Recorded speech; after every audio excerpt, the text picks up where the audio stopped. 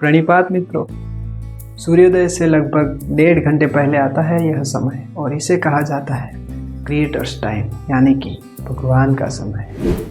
हमारे पूर्वज बहुत ज्ञानी थे। उन्होंने इस समय को देखा कि इस समय वातावरण बहुत शांत होता है, एनर्जी पीक पर होती है, हमारा मन भी शांत होता है।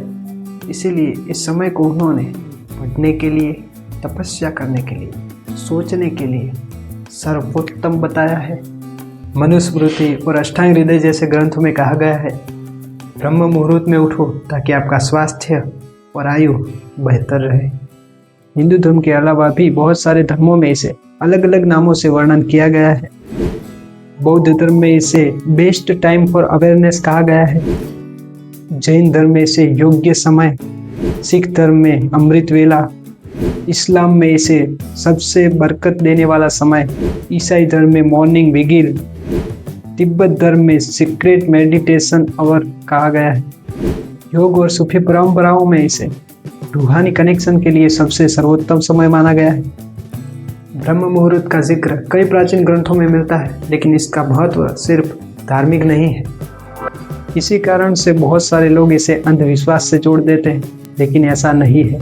इसके बहुत सारे साइंटिफिक फायदे भी हैं।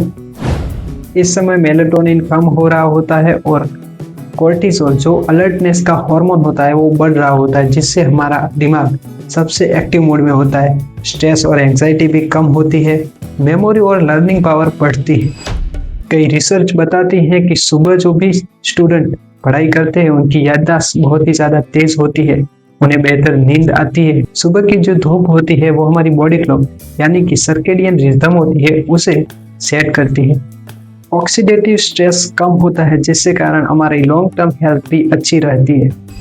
तो फिर सवाल आता है कि आज के दिन आखिर ब्रह्म मुहूर्त इतना ट्रेंडिंग में क्यों है? क्योंकि इससे धार्मिक ही नहीं और भी बहुत सारे फायदे हैं, जैसे कि fitness, mental health, productivity, deep focus और स्पिरिचुअल कामनेस। इसी के लिए लोग इसे बहुत ज़्यादा पसंद कर रहे हैं।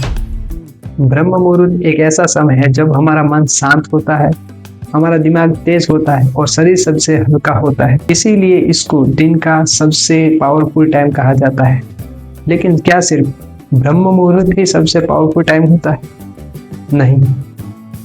जब भी आप कोई कार्य करना चाहें और आपका मन शांत या फिर मन को शांत करके भी आप उसे कार्य को करें तो उसके फलित होने की संभावना बहुत ज़्यादा होती है। ब्रह्म मुहूर्त का अगर सीधी व्याख्या या फिर सीधा अर्थ कहा जाए तो वो ये हो सकता है कि जो शांत समय, शांतिपूर्ण वातावरण, कामनेस टाइम होता है वही ब्रह्म मुहूर्त कहलाता है।